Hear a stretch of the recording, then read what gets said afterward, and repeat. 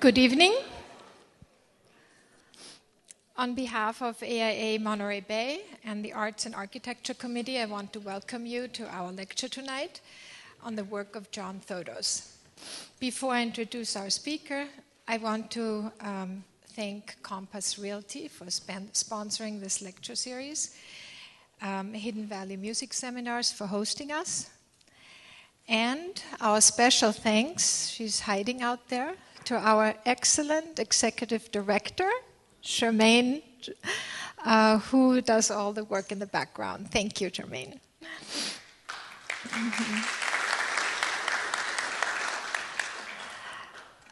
Erik Dyar, our speaker tonight, grew up in the Pacific Northwest. He received a Bachelor of Arts from the University of Oregon and studied extensively in the United Kingdom and Mexico.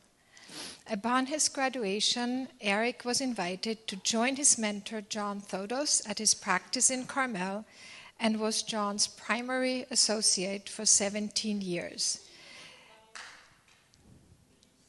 Yes. So, to repeat, Erik was invited to join his mentor, John Thodos, in Carmel and was his primary associate for the next 17 years. These formative years live on in Erik's clean and contemporary work today, and we're delighted to get an insider's look into John Thodos' masterful architecture tonight. And with this, please help me welcome Erik Dyar. Thank you, Marianne. So actually, as I move on with the slides, it goes back farther than just the move to Carmel. I met John when I was 9 years old and started working in his office in high school. And so it goes way back, and I think I was a part of even some of these early projects that you'll get to see. There's Mr. Thodos there. If any of you may remember him. There's me and John in his Torres Street house, probably in 2007 or something. Thodos' work, as with all great designers or artists, was really a synthesis of influences. And to get a fuller understanding of this, it's important to start at the beginning and describe what and where he came from. In general, knowing the people's background and where they come from and experience really helps in developing a better comprehension of who they are, what they do, what's important to them, and what drives them. So with John, I'm going to start at the beginning because I think it is actually important to where he went as an architect. This is Harry Thodos. He came from Greece. John was a son of immigrants. Harry left out Linistina in 1907 for America when he was not yet 18 years old. He worked hard and moved to Chicago, and by the time he was 32, he had 3 restaurants. And he was secure enough to marry, and he sent his brother back to Greece to find a bride, who is Aspasia, who you see on the right, John's mother. And they went on to have 4 children, John being the last. Here they are. You can guess who John is. That same smile you might remember in his later years, he never really lost it. So Harry, obviously the Great Depression happened in Chicago. The other 3 restaurants didn't make it, and he had to move to somewhere else, to maybe with family. So he chose Vancouver, BC first, where he had cousins, and they moved the family out, and they stopped in Portland, Oregon, and somehow never made it to Vancouver. They had some friends in Portland, and they liked it, and they made it their home. So John grew up there, and as a young child, he had very severe asthma, which may be part of his upbringing, where I think he told me that a Greek Orthodox priest was brought to the house 3 times to give last rites because he was in such bad shape, and John really struggled. Luckily, he grew out of it as he went into high school, and he actually became an athlete. He was a quarterback at Jefferson High School, where he went to school. He worked in his father's restaurant, grocery store that they had in Portland, and he really developed probably his work ethic and entrepreneurial instincts at that store. I think his father instilled in him, at least John's always said, that it really instilled in his children that they could do anything they want in America. And John took that to heart. He was a good student. He went on to go to the University of Oregon. And he first started as pre-med, actually. And he found that he liked to draw, and I think he knew people in the architecture school and was just drawn to architecture. So after 2 years, he made it and applied and got into the University of Oregon. So that was 1955. The University of Oregon Architecture School at the time was one of the better schools in the country. It was thoroughly embracing the modern movement and the work of 20th century masters of the international style, like Mies van der Rohe, Le Corbusier, and American greats like Frank Lloyd Wright, Errol Saarinen, Gordon Bunshaft, and for John and a lot of other Northwest architects, especially Alvar Aalto. This is Alvar Aalto's house in 1936. His famous Villa Mairea, 1939. John's instructors then included Arthur Erickson, who became perhaps one of the most prominent Canadian architects in the 60s and 1970s, Alvin Boyarsky, who was a hugely influential architectural educator, went on to lead the Architectural Association of London, the AIA, for many years and cultivated the talents and careers of people like Rem Koolhaas and Zaha Hadid.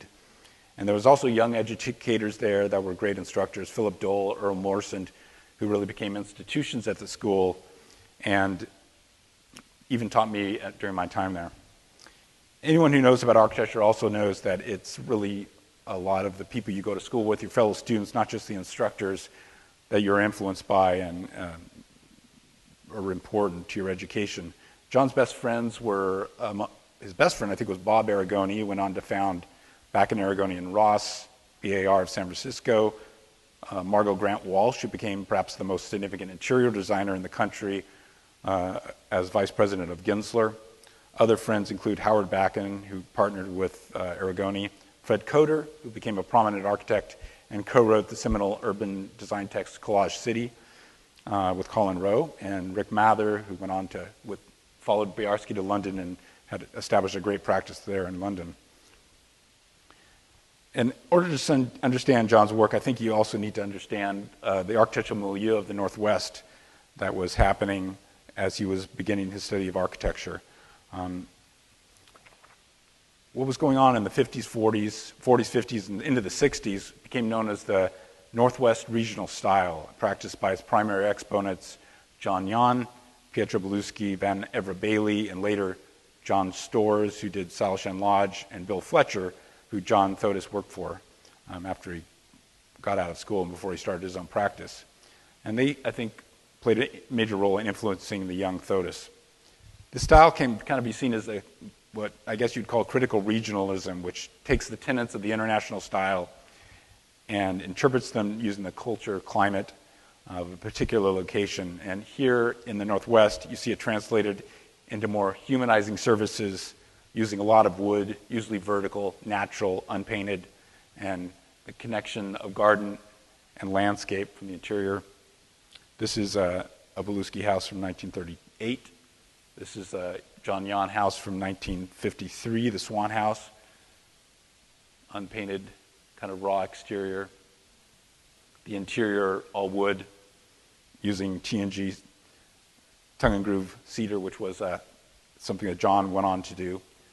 You can see all this inside-outside connection was there, and definitely reminiscences of what John would later do. Here's an actual Neutra house from 1940 with the supervising architect of Van Evra Bailey. And you can see not much really changed too much from the California style of Neutra, but the TNG vertical siding was there. This is the Sinclair house from 1941 by Van Evra Bailey. This is his David Ayer house from 1948, published in House Beautiful in 1954. And this is the Burke's house of Pietro Beluschi, 1949, where you really begin to see this transparency of inside and out, the use of the wood ceilings, this continuity of exterior ceiling and interior ceiling from inside to out, the warm interior. And there was a relationship between the Northwest style and the Second Bay Area tradition of William Worcester and Henry Hill, who have many works here in Carmel. Worcester and John Jan were connected through landscape architect Tommy Church, who worked with them both, and they both respected each other's works. This is some later work that was going on in 1951, First Presbyterian Church in Cottage Grove, Oregon by Pietro Beluschi. You see a lot of the alto influences. This is the Zion Lutheran Church in Portland, Oregon by Belusky from 1950. This is right across from the Mac Club at the end of Portland and right near where John's office was. You can see the interior, the warm, glowing warmth. This is a house by Saul Zake, a little bit older than John, but built in 1959, with the wood interior connection to the exterior and the warmth of the interior. So after John graduated, he took a trip, a long trip for 6 months to kind of the homeland, to Greece. And this was really, I think, influential on his work. He had never been there. He'd only heard stories from his parents. And he, like many others, architects before him, such as Alvar Aalto and especially Le Corbusier, he made this voyage and it influenced his architecture. For John, though, this was his family and culture and homeland, so it made a special impression. So the white cubicle traditional architectures of the Cyclades Islands were particularly powerful for John. You know, the narrow paths through towns, the flat roof structures, often terracing down hills, providing outdoor spaces on these roofs, their white forms creating plastic, sharply carved elements in space, allowing natural light to play with shadows on their surface and etching them against the sky. Santorini, if anyone knows that.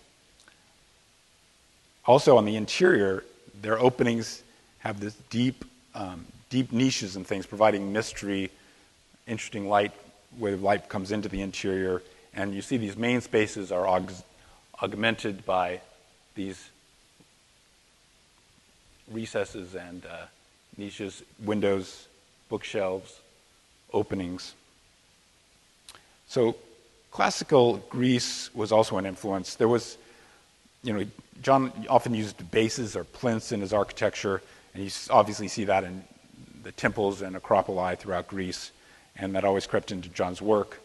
Probably most significantly, however, you see the influence in John's appreciation of proportion and the conscious use of the golden section ratio, 1 to 1.618, if you want to know. This was used in ancient Greece. It was later used in the Renaissance, and later was based on the scale. It was based on the scale and proportion of the human body. And in fact, a funny story was John actually had custom drafting triangles crafted to be perfect golden triangles, so that he just drew the diagonal and then the proportion of whatever he's drawing would be a golden section. It was none other than the great master Le Corbusier, who was taken by the same Greek influences. And for Corbusier, or for John, Corbusier was something he really admired, maybe the most important architect for him. He studied him carefully. He had volumes and volumes of books by Le Corbusier, about Le Corbusier, and Corbusier, of course, developed this proportional system with a modular based on the golden ratio. If you asked back in maybe the 70s, the 80s, the 90s, I don't know about now, but if you asked an architect what their favorite building was in the world, it might have been this. This is the Rochemont Chapel by Le Corbusier, and John certainly was in this camp. It uses these same deep openings to create these amazing, mysterious light effects on the interior, the plasticity of the white plaster on the exterior and concrete. Here's some of the interior. Returning to the practice of architecture, John worked for the excellent Northwest modern regionalist Bill Fletcher in Portland, and then predominantly for quite a number of years he worked for Skidmore, Owings, and Merrow in their Portland office. He always, though, knew he wanted to open his own practice. And true to his nature, he set up a deliberate plan to make it happen. I think a lot of architects kind of are curious how people open their own office, and for John, he had a creative idea. He opened a bar, but it was a wine bar in the 1960s. There really weren't wine bars or wines by the glass in the 1960s. But he opened it up. He called it the ID. It was kind of his own first personal design project. I wish I had more photos of the actual bar. And he would work until 5:30 at SOM, and then he would go to the tavern and open that and work till 1 a.m. pretty much every day. It became a trendy place for young professionals, and it was no accident. It was also great for networking. And after 6 or 7 years, John saved enough money to open his own firm and set up shop. And his first clients were surprisingly people he had met and become friends with at the ID. So before I go into talking about individual buildings and some of his early work, I wanted to discuss some elements of style which John developed from his early influences and which he continued to develop and cultivate throughout his career. One thing which I think is important to understand is the paradigm of the singular artist, designer, architect, which was active for Thodos. You see this in his modern artist and architect idols of the early to mid 20th century, Picasso, Moreau, Wright, Corbusier, where the uniqueness and often continuity of their styles were seen as almost part of their greatness. Whereas today, the paradigm maybe has shifted where a firm can be quite different, each work can be quite different based on specific site and situation. But with John, there was no doubt he wanted to create his own style and worked hard to develop his signature elements. With John, these signatures were put to use, the use of functionality, the context, and the heightening of the experience of space. They were really his toolkit, which he developed and he brought to bear on each project. And I feel in many ways what makes John's architecture significant is how he brought these influences, interests, inclinations together into a synthesis that was all his own. So let's start by talking about one of the main pieces and elements of his style, which is the use of this organizing element he liked to call the spine. This was a building or a project that never got built and just was in very schematic, conceptual form for a youth performing arts center in Mid-Valley, or actually near the middle school. And you can see how the blue is the spine, the hallway, the circulation. The blue often probably represented skylight, light coming in from above. So many of his buildings utilize this organizing principle, and it was about expressing human movement with form and creating a magnificent space for it. And if circulation is a form, then adjoining spaces do not necessarily have to be directly connected, opening more sides to natural light. It's an urban idea and creating a street at the scale of a building. And so you can see, I have to get my red spot. So if these are just individual elements you can add, they don't have to actually touch and connect. And so you can get light from multiple sides. And that was an idea that influenced John from the beginning, I think. This is a model of a project that was built in the Highlands where you can see the same idea. All these spaces off the spine. There's space between them that allows light in on either side as you go down. They also can be made to be as big or small as they need to be based on their function. And then how you bring light in through the spine. Oops. Let me go back to this one. Yeah, I was going to say this, it also happens in the vertical sense. This is the house on Scenic, where this obviously the stairway forms that armature and vertical spine for the building as circulation, and it's an architectural element, powerful architectural element. Another thing that he uses is this idea of main space, subspace, and creating this hierarchy between the two. John, in this house, which was designed for an artist to be built in Kashawa and never got built, but we always loved this model and the plans. In the office, it became known as the Endorphin Project because it, quote unquote, made us feel good. Just by looking at it, it had this idea of this artist, north-facing windows with the grid, like you'd see in studio lofts in some Paris or New York. And what was interesting is that this is a great organizational thing, not only aesthetic. So you can push things out when you needed to push things out. And there were subspaces off the main space. And so that really helped rather than trying to fit everything into a perfect cube. And they also create interest. You can see on each of the sides, even on the top with a cubicle lantern, they create interest on each of the elevations.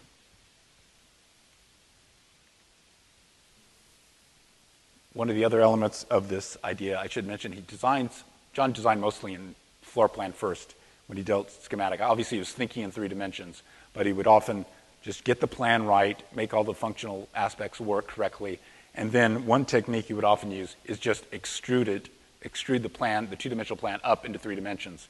And you can see in this house in the Menlo Park how these corners all come up and are resolved by intersecting Obviously, the one lower intersects one higher rather than lapping over each other. And that was important to John aesthetically. Cubic form is important. He obviously was influenced by the Greek designs you saw in the Cyclades, stepping down the hill. This is one of them in Carmel Valley, which does that. Here's the idea of the cubic form with a plinth would often occur where the base is concrete and then the cubical form was built on top of that. John was a very open person, and this translated into his architecture with a great sense of openness to his structures. Sometimes his clients weren't quite so open. They had some more sense of privacy than he did. But this really dovetailed with his love of natural light. And he loved Carmel. I mean, obviously in the Northwest, where he came from, there was just a scarcity of it. And so he always liked to get as much as he could. And when he came to Carmel, there's fog. So he also felt he wanted to open this up. And then obviously we live in such an amazing place. Creating this kind of transparency connects you to this environment that's so special. Here's just a scene from the scenic house, or the Torres house, where you see these cubic forms. One thing I should mention is that he loved to play, when he used glass, it wasn't just about creating transparency, it was about creating form. And he would use this as almost a gestalt between solid form and transparent form.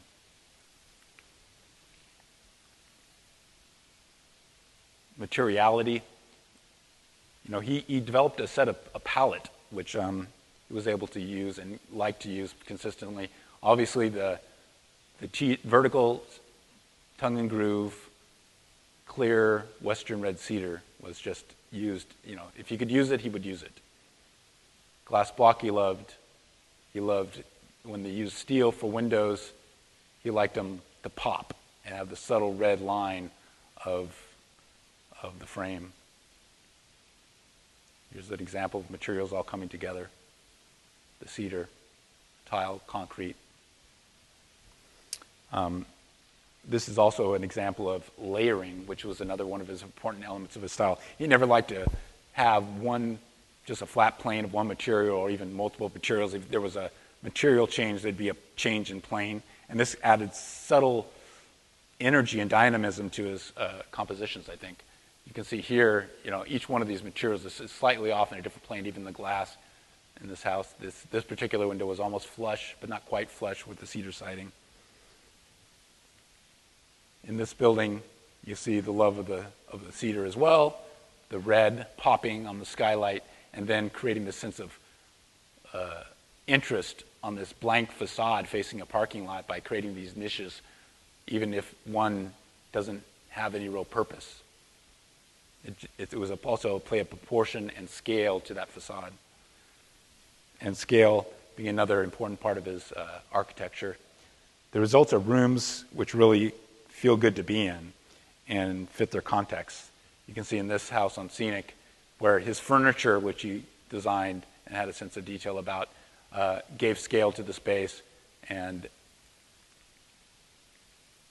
this one is the Torres house again, showing how this furniture is in scale with the rooms, and they just feel good to be in. That's the Scenic house, where you can use the use of the portal, which was another theme, and it obviously relates directly to scale. This is the scale of the human body, and John would, a single human body, normally he would use single doors, and that would be in many, many different examples throughout his career. The sort of being able to have something above and to the sides of it, so it's this freestanding element for the individual. Just a sense of detail. John loved to work on construction details and wood. You can see in this house on Torres Street where if you look at the frames, everything starts to link up. You have these thresholds at all the openings, which are based on white oak, then a reveal of black walnut and white oak. You see that in the beams, where there's the 2x12 black walnut reveal, then another 2x12 to create the ridge beam. Even in the freestanding portal, you see the same detail. that's just an example of how he used it throughout a lot of his designs. Here's another example of this kind of seamless integration of wood from inside to outside. The popping red frame, which just barely sticks its little piece of it outside.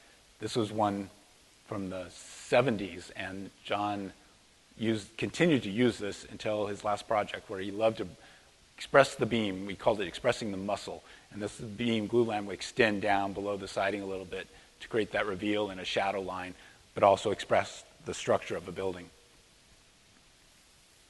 So let me go on to his early work in Portland. This was his first major project, and it was built in 1974. It was the Chipper Machine Company industrial building.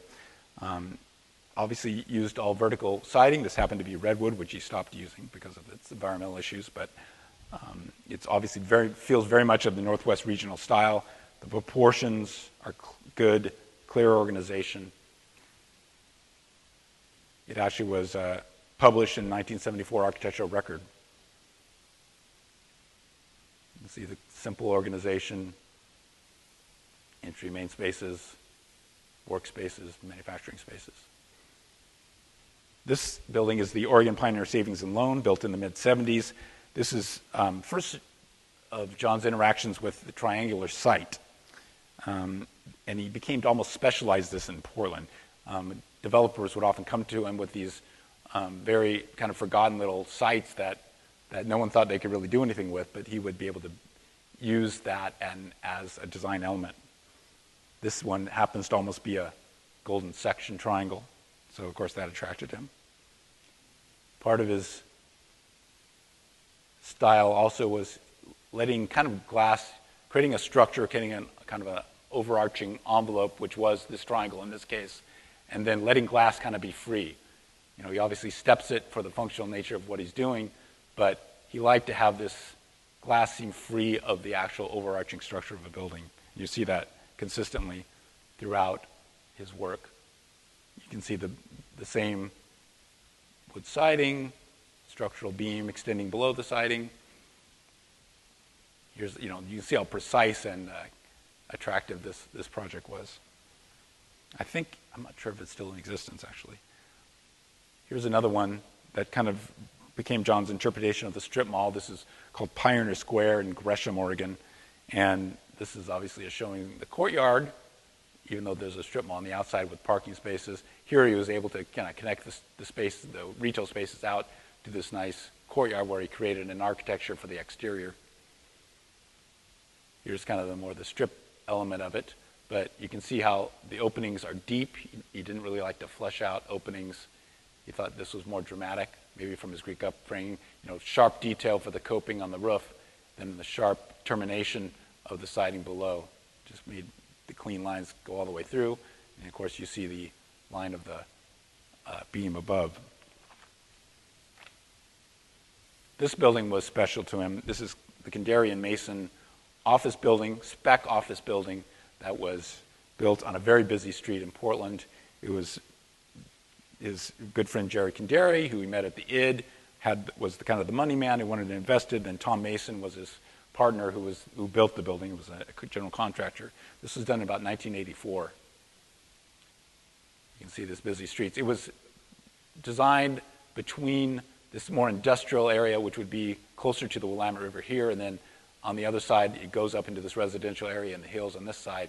And so the architecture uses the flat roof facing this industrial area as kind of a metaphor, and then the pitched roof, the gable of the spine form with the skylight and the circulation would be facing toward the residential. Here's the very simple plan. Again, the spine is expressed as a thin, narrow circulation zone with just single loaded with spaces coming off it. Basically, you see it in plan and section on both levels. Here are the elevations. Again, that wonderful, interesting back facade. And you can see just how precise and kind of elegant this is. They're just almost delicate in their scale. There's, again, that back facade facing the parking lot. skylight, bring you light, the idea of that the street inside a building. It actually won a Portland AIA award, and one of the members of the jury, a guy named Richard Rogers, so I think it became Sir later on, he called it a Sauzier turned into a silk purse. Down the street on McAdam, this is another spec office building by another ID client, Joe Black, and he took the same idea, this time in brick, different window openings, different window styles, used steel on the end to reflect the porch and the entrance.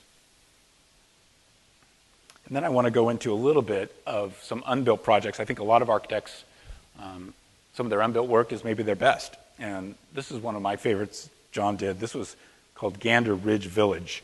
It was the idea behind this was to build 7 small houses, this being one of them, on a rather steep site and sell them. And this was, again, going back to his idea of main space, subspace, designing super efficiently. These are John's sketches of it. You can just see how just compact and efficient these plans were. You know, when he needed to go out for something like the refrigerator, he popped it out. And if he needed to do that for the stair, he did that, and for the fireplace. And that added richness to the design. And then made it easy, right? You didn't have to fight trying to stick everything into this particular square. This is another of his projects that was unbuilt. This is the Hagen residence, where you can see that Kandari Mason office building spine with the skylight.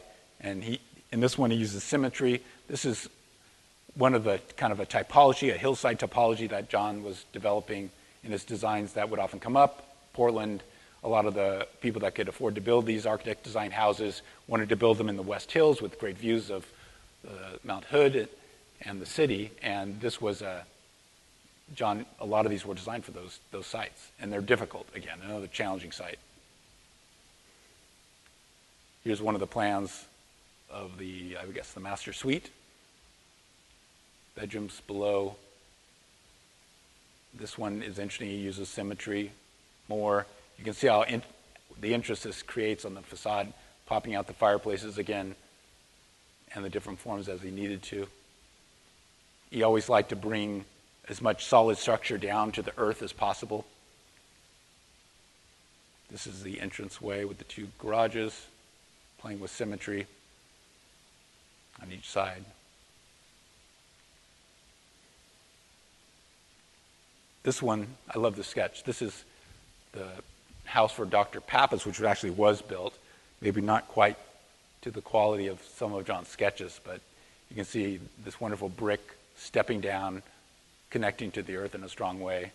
These recesses and this layering that he creates in these elevations. Just an idea of, reminds me of that Belusky church with the glass block into the garage. Here it is in reality where it comes all the way down. This time you actually see the muscle expressed in steel beams. This is the front of the house. He recesses the garages. He pops out the entranceway to create that interest on the front. Uses a green planter for the roof to eliminate handrails, which he loves to do. Lantern to bring light in from the top. This is another one of the hillside houses that he designed. This is also for Jerry Kandari, never got built, but it's one of the sketches I think I did in high school for it. And you see, again, these very efficient plans. Lower level, this is a great elevation, kind of relating the roof of the house to the treetops from 1984. This is a house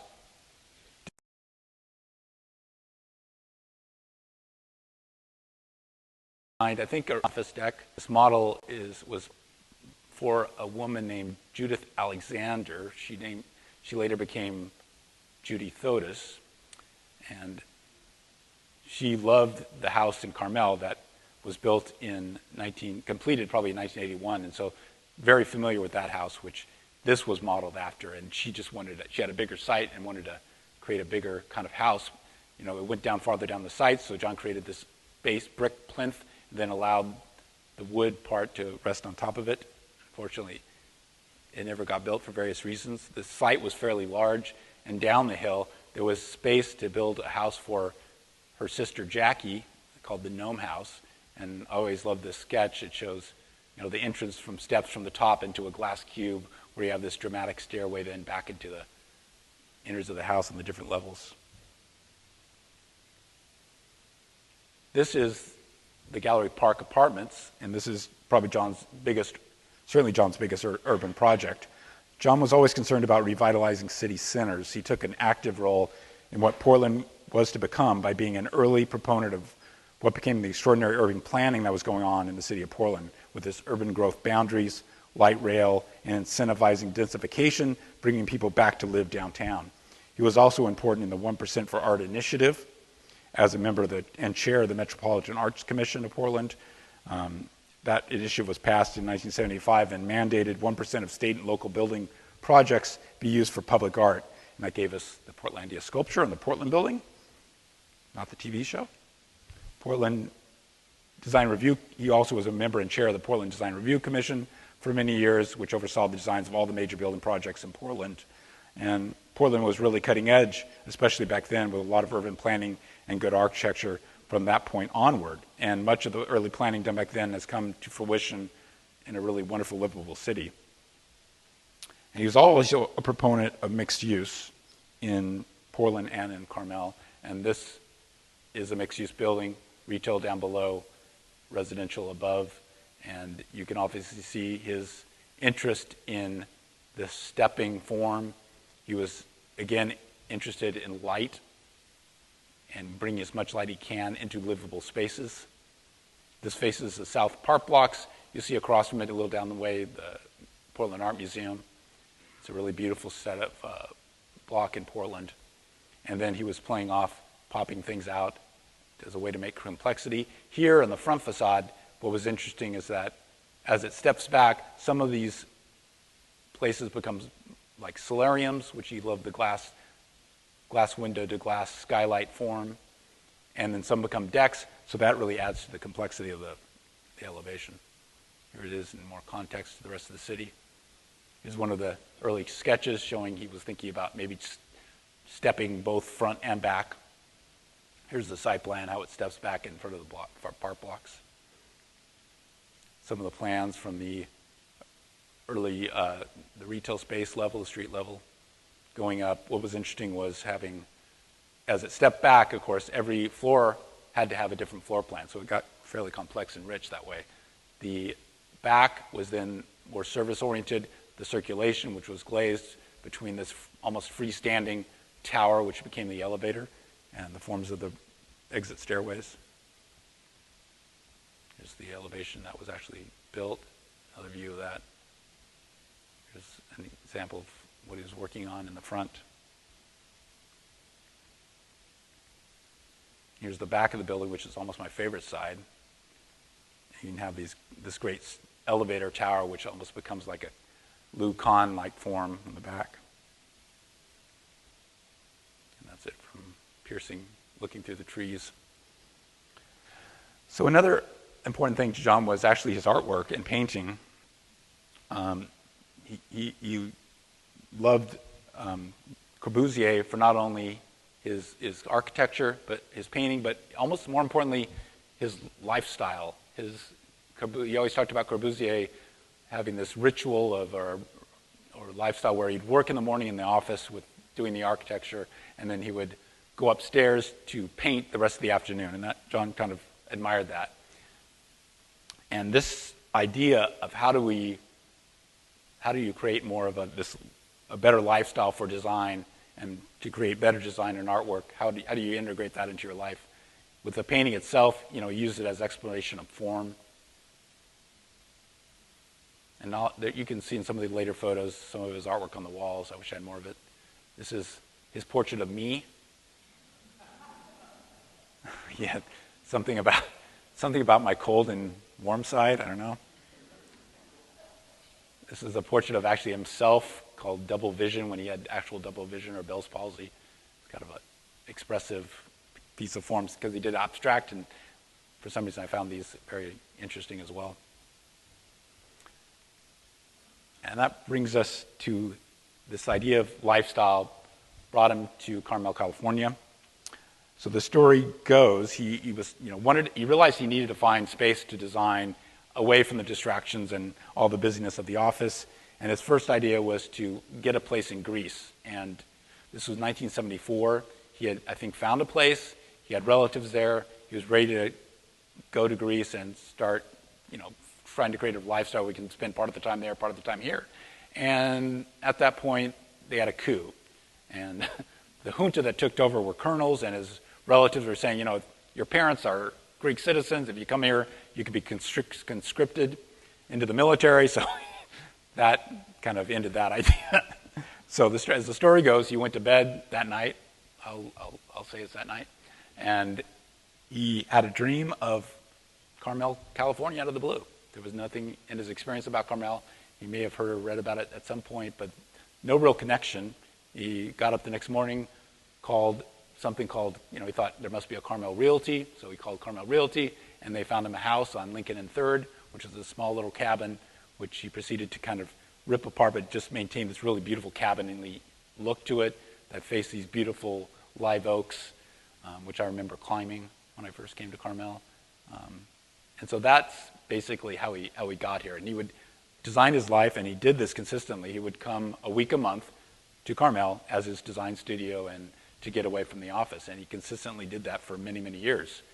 But in 1977, he was walking down Scenic Road and came across a for sale sign on this particular lot. And people thought he was crazy. It was $90,000. And there was a driveway going down it. So this standard 40 by 100 lot, you can only use 30 by 100 of it. And John decided to go for it and was able to think about and design what first was this structure, this is a later photo, because for people that didn't know, it did burn down in 1994, right when this addition was completed, and we had to redo it. And we made it back better, so that was the good thing. But here's some of his early sketches of this. And, I think he had an idea of Carmel lots where he realized, like a lot of the small cabins and things here, there was a lot of, you didn't have to build out the lot. You could have a smaller house, and he called it a cabin. This was slowly developing this. He would design on paper towels and sometimes tracing paper. And then the plan started to take shape. He would create this concrete plinth made of exposed aggregate concrete, which he always imagined expressed this idea of the ocean slowly washing away the wall to reveal more and more of the stone and the aggregate below it. Then he started working. I'm just kind of showing this to show his process. This is from 1980. And kept working on this entranceway and kept working on this entranceway. Different proportions of glass and prismatic aspects of this, all within this overarching structure as we've seen before. Let the glass be free. Use the singular expression of scale, which is the portal. And this, I believe, was the last iteration which was finally built. And you have that. Oops. Which is one of my favorite shots, showing the entranceway of the scenic house. Just a little bit more of it. That's what it became after the rebuild. See how it works with his artwork inside. These cubicle forms, some glass, some solid. There's the portal. So before I move on to, they built the house, and he had a recession finally in 1982. I think it was finally completed, and he would continue to come down here for 3 weeks a month. And then he got with Judy, and they came down together, and then finally they realized they were just tired of going back to Portland after their week in Carmel. And they decided to make a decision to move the practice and everything down to Carmel, leave Portland, his home for that many, his entire life, and try to make it in Carmel. No connections, no work of any sort. So that was in 1989. And it was a difficult time at that time to do modern architecture in Carmel. There seemed to be an anti-modern sentiment around, which seems to rear its ugly head periodically. The postmodern traditionalism, which was cutting edge in the late 70s and early 80s and had perhaps shifted mainstream. And John had never been tempted to shift his modern instincts during the height of its popularity and wasn't interested in changing course then. Carmel, of course, as we have learned in this lecture series, has always been a place of diverse styles of architecture which have represented their particular place and time they were constructed. Henry Hill, John Koenigshofer, Clarence Mayhew, Will Shaw, Walter Bertie, Mark Mills, George Brockholow, not to mention Frank Lloyd Wright, had all done wonderful modern homes and buildings in Carmel. But this true history seems to be ignored by the many powers that be at the time, and throughout the 90s at the Planning Commission, Design Review Commission, and the city in general, seemed to encourage a lot of what became cookie-cutter, inauthentic, historic mimicry, and often overscaled, massive versions of it. I would argue, as John did, that the cumulative impact of those designs hurt the architectural quality and true character of the town. Carmel has always been a town with homes and buildings of wonderful diversity, where unique, authentic gems of individual artistic expression are common and beloved. John bristled at the mimetic storybook style and could never comprehend how someone could be happy living in something so not of its time, with so little light, so little connection to the amazing natural environment that is what makes our area so special and exceptional. What he wanted and did design was houses that connected people to nature and place he loved so much, bathed people in natural light, and created spaces he and many of us love to experience and be in. The idea that he or any property owner had to be subjected, unless they wanted to be, to live in something so antithetical to how he wanted to experience life was anathema to him.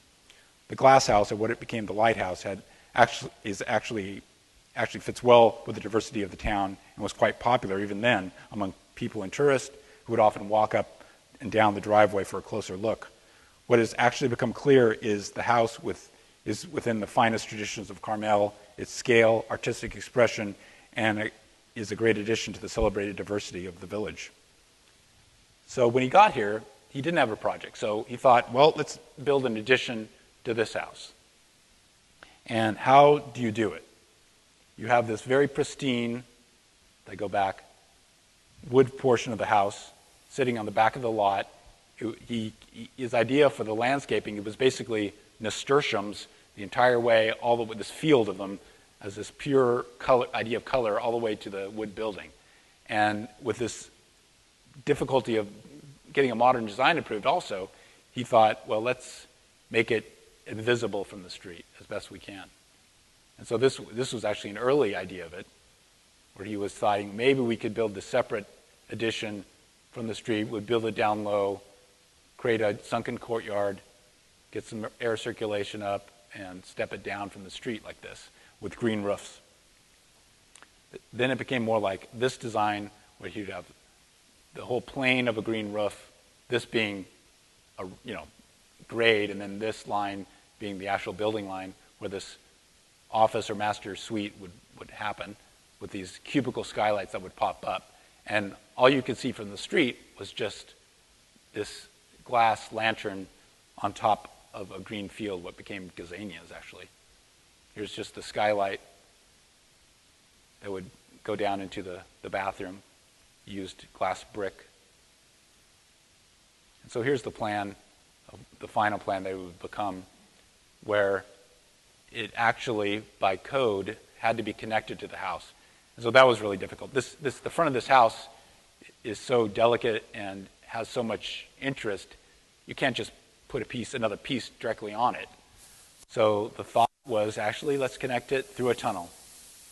And this little lantern in the middle was over a studio he would actually paint in, and you would have a pathway that leads to this room and then up to the main house. This is the main floor plan of the main house. You see with the interesting entrance, bathroom, kind of utility room, what was the master bedroom. Now it's a second bedroom. Upstairs, very simple. In the new version after it burned, he created these new glass details of red aluminum and glass cubes extending out onto the deck. Kitchen, little pop-outs where he needed like a credenza, more cabinetry, place to put his coffee pot. This is the lower level where you see how the tunnel is created. And you'd walk down these steps. One of the important parts of this room, and you'll see in the other photographs, is this sunken courtyard where it expands the space. This doesn't feel like an underground space. And you would have these glass blocks in the side, which would then bring light into this passageway, which was reminiscent of that feel of some of the Greek buildings and churches. Here's a section showing that passageway with the brick and the main house. Another section showing how it actually intersected and connected to the spiral staircase, which was not an easy trick. You had head height issues, and that was accomplished by creating these glass cubes that actually attach to each other as they go up and connect to the vertical glass windows of the stair tower. So this is where we start, looking over the field of gazanias, looking down into the main space. This is what the addition became. Portal, this time in concrete, the glass of the pop-up skylight. It's at night. Here's the interior of the space. John liked to use mirrors to expand space, and this would have reflected the courtyard beyond. Here's that look out into the courtyard, and you see these glass blocks which create, this kind of mystery, like, what is that? Where is that going? That's kind of an interesting thing you think about when you look at that. Here's standing in the courtyard. One of the interesting things he did in this house was create this variety of different scales. From the street, there's nothing in front. You look over a field of green. You see this delicate structure at the back of the lot, not taking too much mass up on the property as a whole. And here, that becomes this more monumental form that you can look up at because you're sunken down into the courtyard. Here's the passageway down into the tunnel. You see all this wonderful light effects refracting the light against the curved walls. This is the studio you would paint in with the light above. And then here you enter the house in the main stairway with these glass connections. Looking back toward the addition, you can see this is all kind of a glass cube attached to this other plane of glass. This shows the interior of the bedroom, and the fireplace is obviously reminiscent of some of the Northwest regional style and the use of wood. Looking back at the mirror of where the bed goes and the skylight above it, you can look you can look up at the sky or the stars at night. Coming up to the main level, you see his furniture, his artwork, the structural element of this Ferrari red stair. He would call it Ferrari red, the color. And then looking the opposite way out to the water and the use. This is in, of course, the rebuilt version where we changed the window detailing, adding the glass fins for support, having the entrance now through here. This used to be just sliding doors.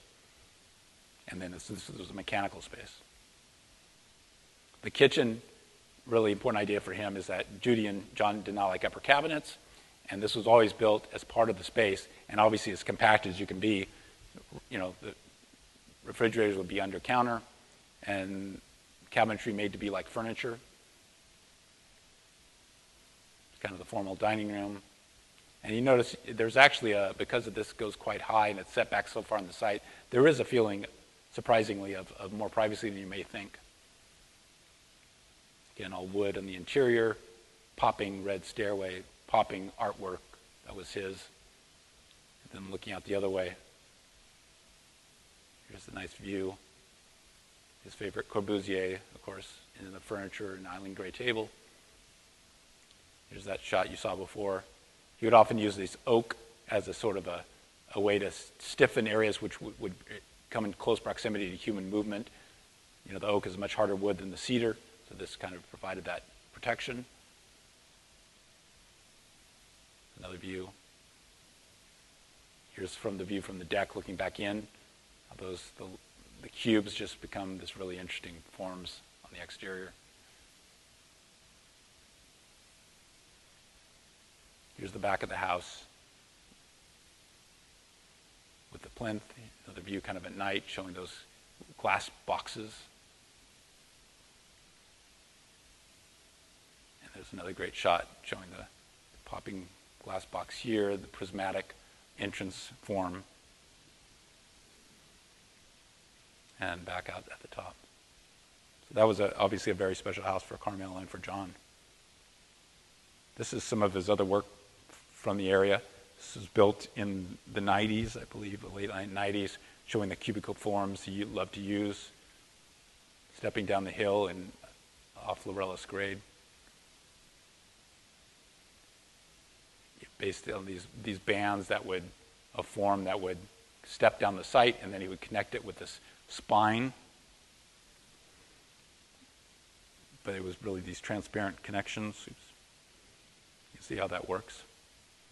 And he has his glass, prismatic stepped glass pieces that would go from one part of the house to the other, the lower part being the more public. Here's the view from the lower road. This was built very inexpensively. Back then, just the passageway down from the entrance. This is the residential wing, and then you go down to the public wing from the living room. This is almost acts as a spine itself for the living room and the dining room, or the kitchen, master bedroom. Here's a house built in the Carmel Highlands. That was an important project for John. It is called the Gallery House. It was built for a couple who are art collectors, had a great collection, and he brought back the spine idea to this house and created these niches off the spine, sometimes for popping out to bring light in, sometimes to actually display the artwork. See how that works? These niches for artwork and these openings that were popping out. This great kind of loft bridge that connected one side of the house to the other. Little niches for the library. Here's the plan of it. Obviously using the same techniques. I think you saw the model of this earlier, where you can bring in light from different sides. The upper level plan. There's that model. See that complexity of form. Here's the bridge. Entrance with a portal, art around it. It's their dining room looking out at a landscaped patio. Sorry, we don't have better pictures of this. This is the master bedroom. This is the north-facing kind of breakfast room, which is a great space to be in, looking out. You're kind of amongst all these wonderful trees and pines. View from down below. This is from the street. And from the living room, looking out at the sea. Offices were really important to John. He found a space. When I first moved down here, we were actually working in the scenic house. And he finally found this place in Carmel Plaza, which is now where I think Rise in Rome is. Totally changed. But he used this kind of as a wonderful, as he used it, all these things he built himself were kind of experiments for his ideas of form. This little thing popping out with a mirror. All this furniture is John's. Helen Dooley painting, which is a wonderful painting. The rest artwork is his. This is where Judy sat. This is kind of the white plinth with floating glass on the table. Then these niches, which are below your head height. They're just created to have a sense of scale and proportion in the room. Here's where I sit. I have my own little niche for a Corbu hand. And you see these other niches at different heights that he liked to play with. Black walnut tables that he designed. And here's a set of bookcases and computers, and there was a storeroom in the back. But it was a really wonderful office, and hopefully some of you saw that. Here's another special house for John. This is, and Carmel, I think. This is on San Antonio Street. It's obviously a lot different from a lot of his different style, and that came from a very special client, Paula Tipton, who's here. Paula and John, John loved Paula, and I think the feeling was mutual. But she had special requirements that she grew up and had experience on the East Coast with salt boxes, and she loved that style of house. She loved the materials, but John knew also that she had the highest standards and taste, and would stop at nothing to make this a fantastic house. So he decided to make sort of a hybrid. Paula and her late husband George took it upon themselves to find a lot of the materials. They would go back east, and they found the cedar from Boutique Mills, the cherry wood that were the cabinets and the floors, white cedar for the ceilings, and then the stone out of New York, which is a Connecticut bluestone, where she actually brought the masons back to Carmel to build all the stonework, which was amazing. This was also a very difficult site. This is 30 by 100. It goes very vertically from the street up. And so it was very difficult to figure out how can you make something that feels bigger than it does on this very constricted site. And how John figured that out was this idea of using this wonderful stone to carve out the site. So he was able to this is the kind of the perimeter stone wall, which is viewed from the interior in a wonderful way. But he was able, by doing that, these are retaining walls, to put that courtyard at the same level as the floor, the main floor level. So this becomes almost part of that room. And by glazing the perimeter of this with lattice-like muttons and windows, he was able to connect this interior to exterior and back and forth. Courtyard is also fantastic. This is a house that was just executed fantastically, really. Here's the bluestone, white cedar ceilings. You see this custom windows that were really done well. Cherry wood interior. So it was a hybrid in terms of, there certainly is a sense of a modern space on the interior and this sense of more traditional exterior in a way, but it was all very clean, well integrated. Here's that glass mutton wall that faces the beautiful courtyard and the bluestone walls. I just remember going crazy trying to detail these muttons and somehow connecting them correctly to this corner. Here's the courtyard. John was able to throw in a portal even within this kind of more traditional, almost Palladian window. Here's actually a bathroom. This was quite a modern element. That was almost one pure modern element in the house. You can see his typical glass cube on the side, which brought light into this amazingly modern space. Here's the master bathroom with waterworks fixtures and this beautiful slab marble with cherry inserted within it. Master bedroom, which was a loft. It's very tight, compact, but just a wonderful house. Here it is from the street. This, of course, is the other super special house that was John's. All the ones he did for himself were, laboratories for his experimentation. So they had the scenic house, but they realized it was now worth quite a bit of money, and they found this little lot which had a shack on it that looked like this, and it was single wall construction, added to many times, not significant, and what to do with it. There was a lot of, I think, discussion. John thought, well, let's tear it down and build something completely new. But he liked, as he did with some of those sites in Portland, some of these constraints kind of provoked his creativity. He'd always talk about problems or constraints are just creative opportunities. And he kind of took that to heart on this house. He decided to keep the basic perimeter foundation and the basic plan form of the house. He would do things, of course, to dramatically change it, but it was basically on the same foundation. And of course, it's a plan organization that he would never have come up with if it was not already there. This was the original plan. Some things got chopped off and cleaned up. This was taken down. The garage was taken down. But this basic perimeter was taken down, I think. But this room here was still there. Here's one of the early sketches John did, which was beginning to take shape. You see the kind of way these rooms shift as they move down the site. This was the final plan for him.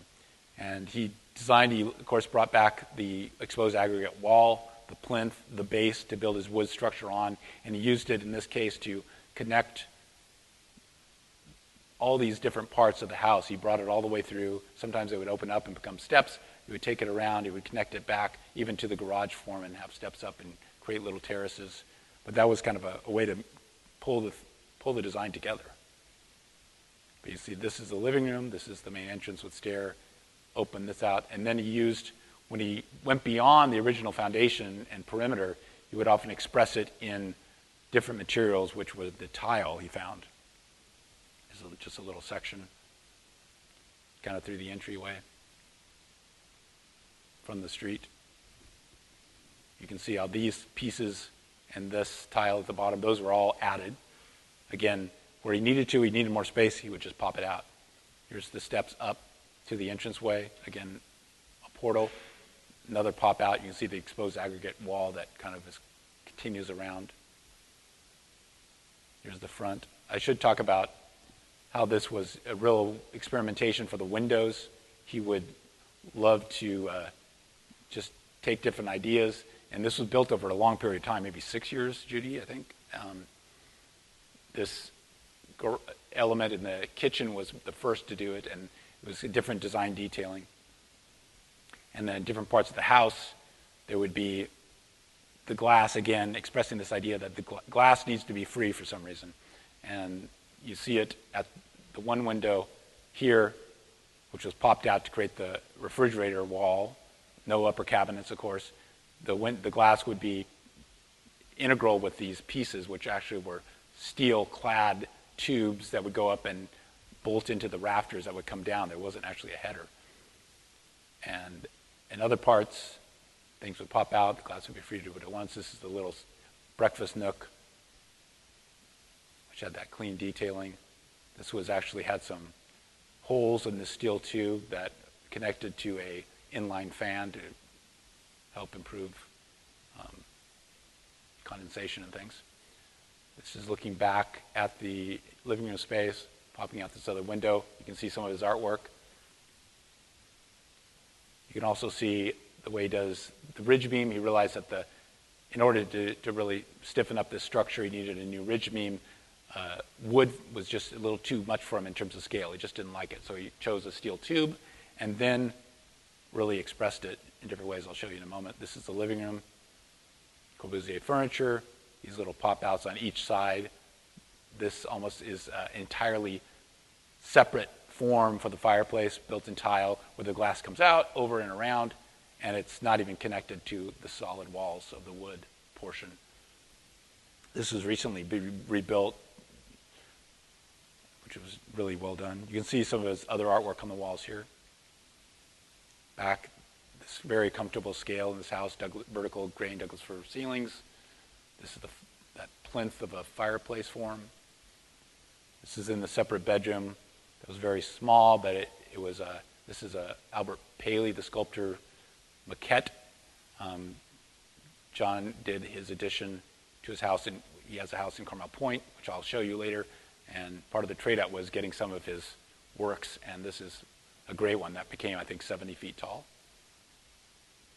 One of the interesting parts of this was that the gable forms, how do you connect some of these weird forms on this old house? This was a gable form on this form, and then the master bedroom had another gable form, and then the only way to really connect it properly to keep it clean, he thought, was to have a flat roof form between them that was lower.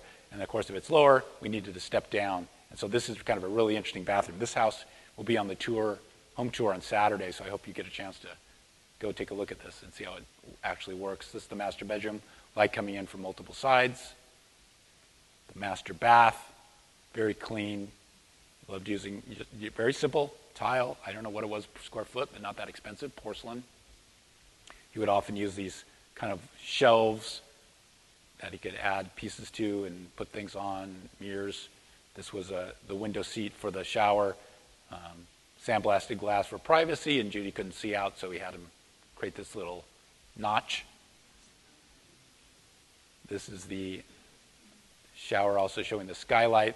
Instead of a ridge on this form, it was just he put a cubicle skylight, and then that brought light in to the hall below, which had closets adjacent to it that brought you into the master bedroom. And this was a special routed out board, which had was a plenum for the exhaust. Then there was the garage, which was added later. Again, this took place over time.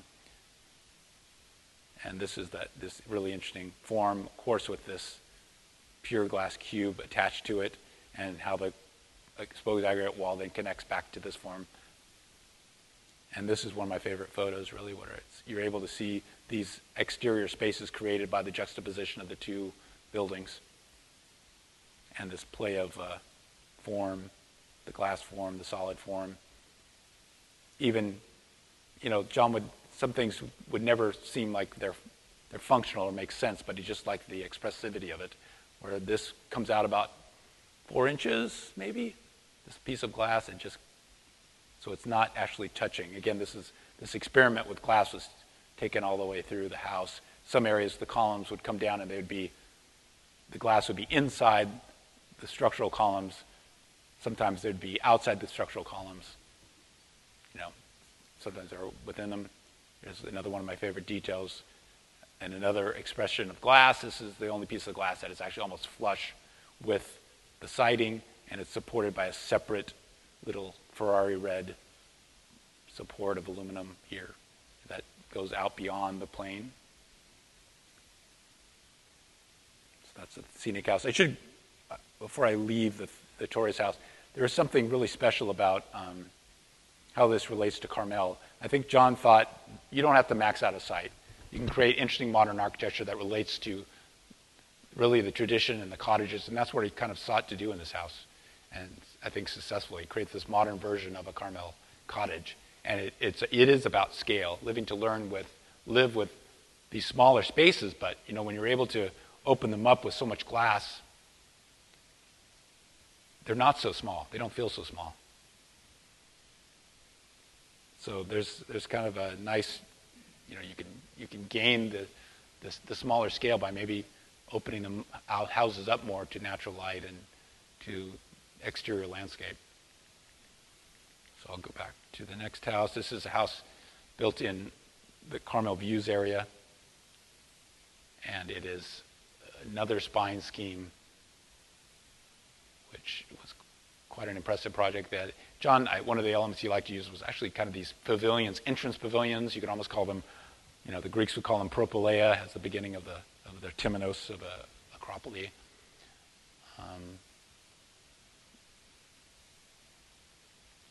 This is the 3D model of the back. These were all built in steel beams and steel columns, which was kind of a new idea for him. Here we go back to the cubicle idea of form, and this was designed for some Portland friends.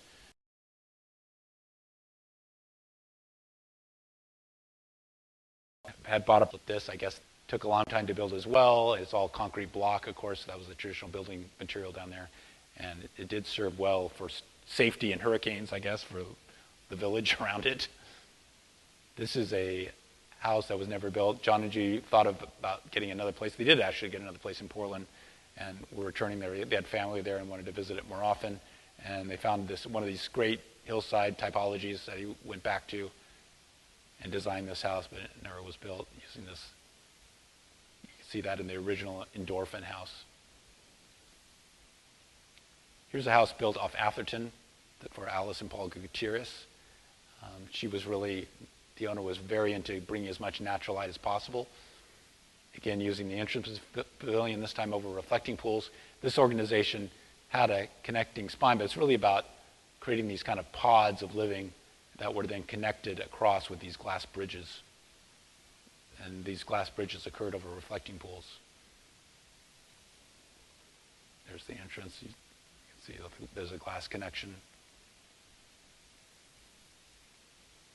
Here's the hallway down to the master bedroom. Here's the house I mentioned for the sculptor Albert Paley and his artist wife Frances.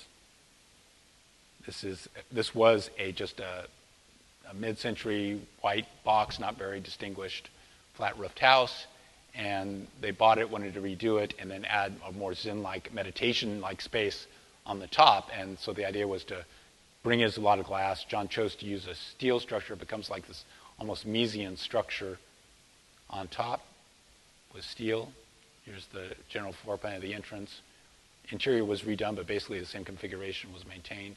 And then you have a large opening for the gracious stairway that brought you up to the upstairs with all glass and large deck areas.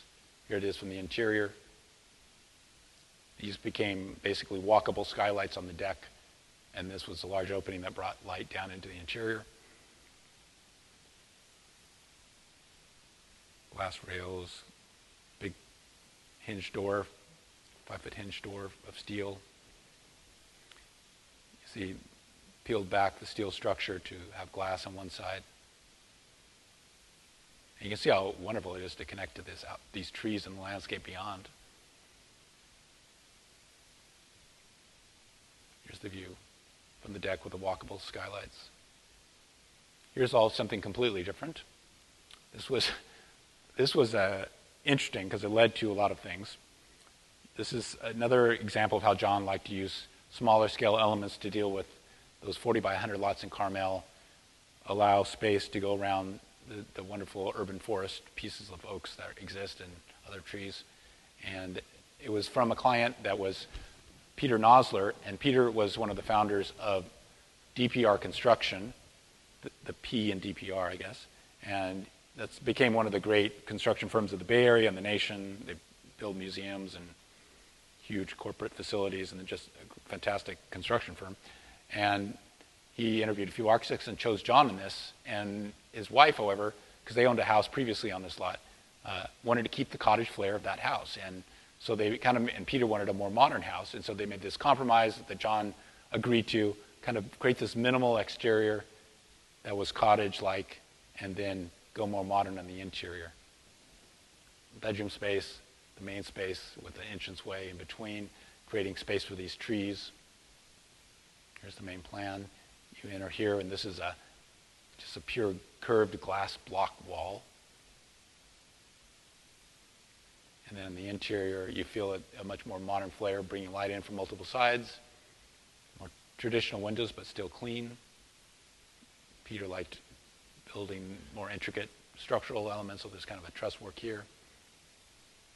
This is a property that is likely not to be built. This is, or not in this form, this is a sketch, and one of the things John enjoyed is meeting some of the architects around here, like Jerry Lomax being one, Don Goodhue, and this was actually a sketch from Olaf Dahlstrand, who we did the lecture last time on. And Olaf was had a great hand, and so John loved using him to hire him to do these sketches of the building. This was a mixed-use project in Carmel.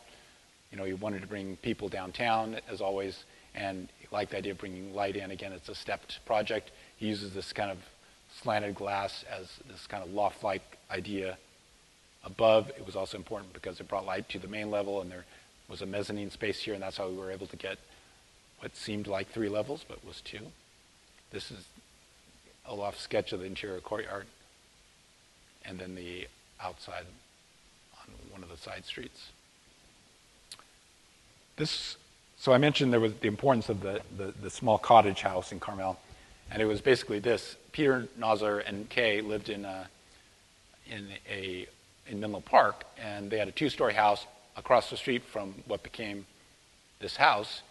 And unfortunately, Kay began showing signs of a nerve disease that eventually brought her demise, unfortunately. And they saw that coming. It was degenerative, and they knew she couldn't handle being in a 2-story house.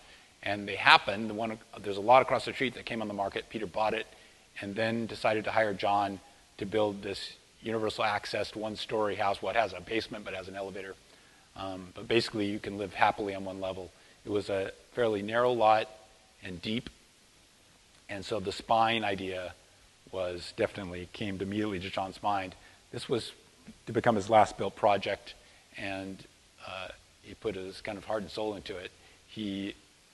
I remember being in the office and then having him kind of disappear to a studio on Torrey Street House, and just worked kind of alone with Judy there and on this design.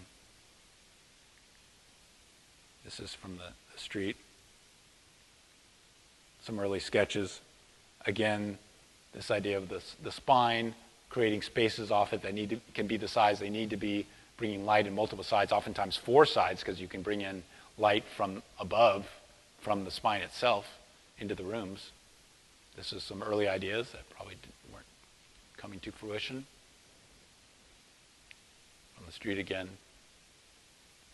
The sides were fairly narrow, but he did create these glass planes of glass where the landscape architect, William Peters, did a very nice job of creating a landscape for that. Again, from the front.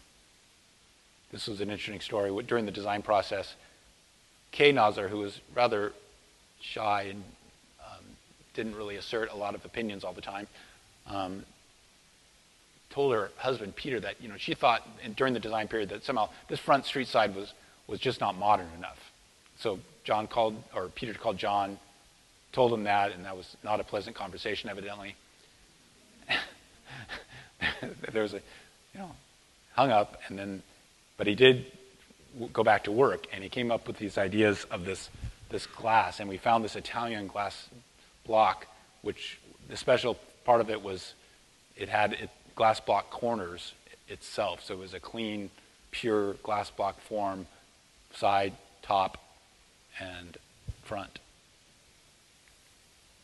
Here's with the landscape grown in, creating a diagonal entrance to the entrance vestibule. Here's the way the plan is organized. Front, main living spaces, then this almost pure glass piece or fulcrum of the house, which has stairs down and the elevator form here, the stairs down to the basement and the elevator to the basement. And then the private wing here with the master bath and separate bedroom. So you can see the way the plan works out. It's not the best resolution, but basically a lot of this is just all glass on the outside. You can see how it steps up from spine to spaces around it. And basically, the spine in the hallway was this magnificent street with almost a pure glass skylight all the way down. And then there was a wonderful budget on this project, and so all custom glass was able to be done, and we really minimized the actual structure for the glass. A model was done, which was really important to the design process. As we moved into construction documents, this obviously changed. We were able to find that Italian glass block. But just the way it expressed things, like you can see this is all the stairway glass. How do you actually detail that properly? But we used this is the feeling we wanted, and so we tried to detail it accordingly. Using, I don't know how many engineers were used on this project, but there was a glass engineer, there was a main engineer of the structure of the house, there was a separate engineer for some of the structures of the skylights. Here's the glass block, pure stainless steel form in the portal of the entry, Ferrari red. This is the main hallway, wonderful art collectors, there's some great art all the way through the house. Looking back at the living room, you can see how this brings in light but still provides the privacy from the street. Nice custom cabinetry. This looks across the hall from this main painting to the dining room with the wonderful oak tree, which we protected by actually suspending the floor. This is actually a steel rod that goes down and supports the floor from steel beams above. So there didn't have to be a major foundation. Little steel pieces here, handled laterally by simply a piece that goes up here, very minimal. Looking back the other way, this is one of the side views. It's the dining room, glass block. And this is that fulcrum of glass I mentioned to you, where it really feels like you're literally outside. And this contributed to that. That was that you saw in the model what that looked like. We tried to make this as minimal as possible. There's the concrete elevator, board form concrete. There's that great view up the stairways. You see this extrusions coming up from the spine and the separate spaces. Just that minimal, the steel stops, just grommeted in glass for the skylight. This is all board form concrete, matching the cedar siding. Artwork at the lower end of the stairway. It's the master bedroom looking out at the garden. So you have light coming in from the spine. The kitchen. This is This is the master bath, which it has this great kind of high skylight that brings the light in and the trees into this space for the tub, the universal access. This was going to be Kay's quilting studio, where John wanted to use this pop-out glass cube to be able to almost extend her into the garden, even though she couldn't walk out there. Artwork looking out to the back garden. There's the back garden with a simple glass cover. Again, this is almost like all those things we talked about at the beginning, all these elements that became part of John's style was integrated into this house and detailed as, almost the apotheosis of that, of all he could do in his career. The perfect siding, the perfect glass detailing. Everything was the way he wanted it to be for his final house. No compromises. This is how the garden relates. The landscape architect created kind of these rooms outside each of the main spaces. There's that quilting studio. Just peeks through the landscape into the one side of this glass fulcrum, and this is the other. Here's back at the entrance, he would create little niches like we saw early on for special pieces of art, because there's really an inventory that had to be taken, and how do you display each one was really thought of. One of the side entrances, this idea of layers, 1, 2, 3, 4, 5, 6 at least. Little opening niche, so it's not just a blank wall, clean glass. And then you have that similar structural detail you saw in those early projects in Portland, and there it is, Ferrari red. So it's really, you developed this style over his lifetime in his career, and it kind of came to fruition here.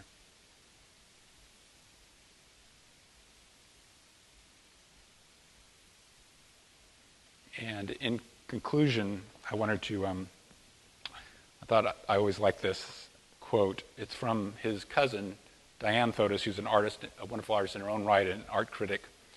And she says she unfortunately only visited this area and saw his work when she came for his memorial. But she writes, I recall standing in one of his homes and seeing the beckoning glow of California light through one of the glass bay windows. It generously framed nature that seemed to flow from outside to inside. I felt how warm and simply expressive his materials were, and though the proportions of his furniture in the rooms were not large, they retained a temple-like elemental monumentality. Here in the space between glass and wood, light and space, John was alive and spoke as only the work of a true and lasting creative achievement can. So thank you.